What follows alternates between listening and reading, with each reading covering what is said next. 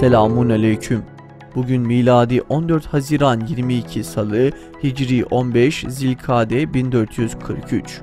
Günün ayeti: Doğrusu Allah benim de sizin de Rabbinizdir. Ona kulluk edin, bu doğru yoldur. Günün hadisi: Allah katında duadan daha kıymetli bir şey yoktur.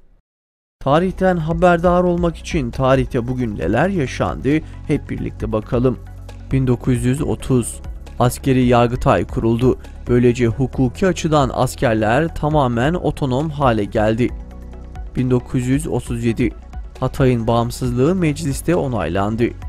1968 1960'ta Dicle Nehri üzerinde yapımına başlanan 220 metre uzunluğundaki Dicle Köprüsü ulaşıma açıldı.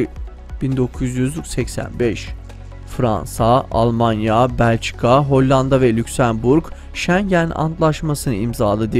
Bu anlaşma Avrupa Topluluğu üyesi 5 ülke arasında sınır kapılarındaki polis ve gümrük kontrollerini bütünüyle ortadan kaldırmayı amaçlayan antlaşmadır.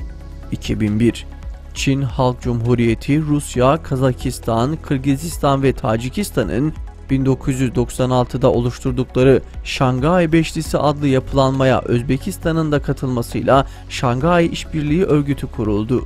2012 Tunus'un Devrik Devlet Başkanı gıyabında ömür boyu hapse mahkum edildi. Askeri mahkeme cezanın Zeynel Abidin bin Ali'nin yönetim karşıtı gösterilerin kanlı bir şekilde bastırılmasındaki rolü nedeniyle verildiğini açıkladı.